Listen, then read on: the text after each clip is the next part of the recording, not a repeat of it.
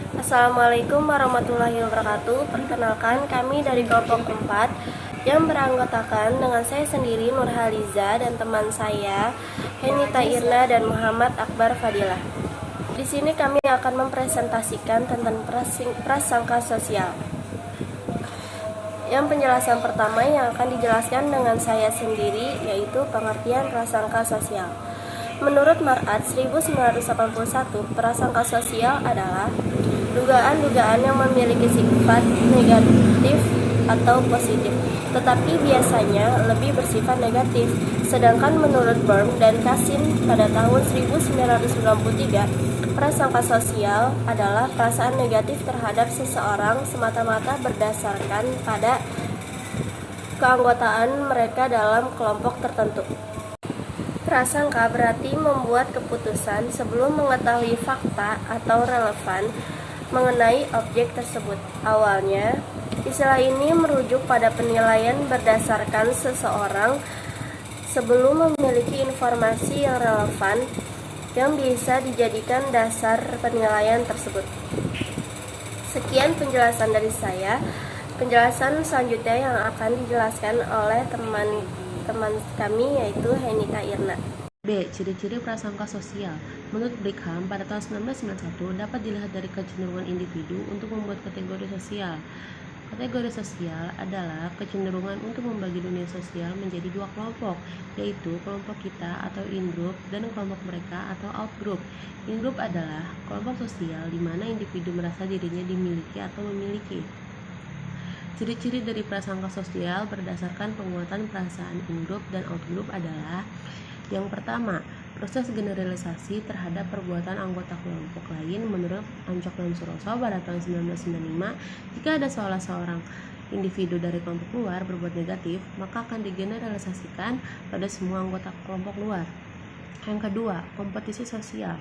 Kompetisi sosial merupakan suatu cara yang digunakan oleh anggota kelompok untuk meningkatkan harga dirinya dengan membandingkan kelompoknya dengan kelompok lain dan menganggap kelompok sendiri lebih baik daripada kelompok lain. Yang ketiga, penilaian ekstrim terhadap anggota kelompok lain. Individu melakukan penilaian terhadap anggota kelompok lain, baik penilaian positif ataupun negatif secara berlebihan. Biasanya penilaian yang diberikan berupa penilaian negatif. Yang keempat, pengaruh persepsi selektif dan ingatan masa lalu.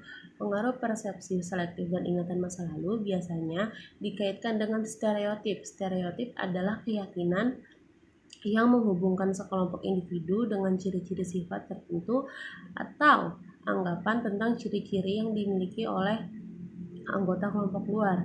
Yang kelima, perasaan frustasi.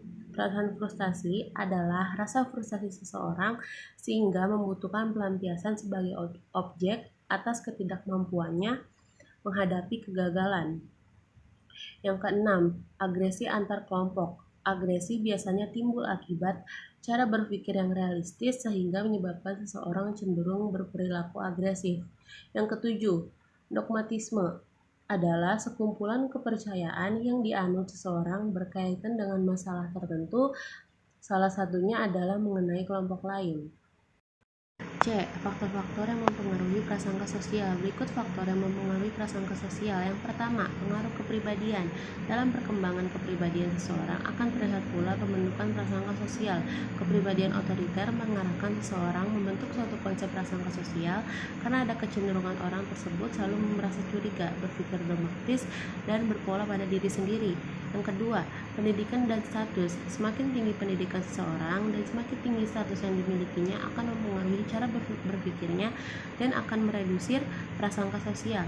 Yang ketiga, pengaruh pendidikan anak oleh orang tua. Dalam hal ini, orang tua memiliki nilai-nilai tradisional yang dapat dikatakan berperan sebagai family ideologi yang akan mempengaruhi prasangka sosial. Yang keempat, pengaruh kelompok. Kelompok memiliki norma dan nilai tersendiri dan akan mempengaruhi pembentukan prasangka sosial pada kelompok tersebut.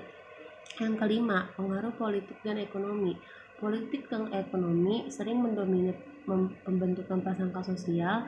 Pengaruh politik dan ekonomi telah banyak memicu terjadinya prasangka sosial terhadap kelompok lain, misalnya kelompok minoritas. Yang keenam, pengaruh komunikasi. Komunikasi juga memiliki peranan penting dalam memberi informasi yang baik, dan komponen sikap akan banyak dipengaruhi oleh media massa seperti radio, televisi, dan semuanya hal ini akan mempengaruhi pembentukan prasangka sosial dalam diri seseorang.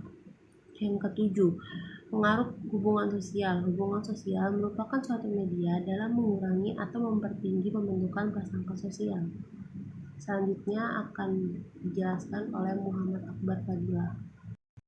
D. Cara mengurangi prasangka sosial. 1. Melakukan kontak langsung. 2. Mengajarkan pada anak untuk tidak membenci.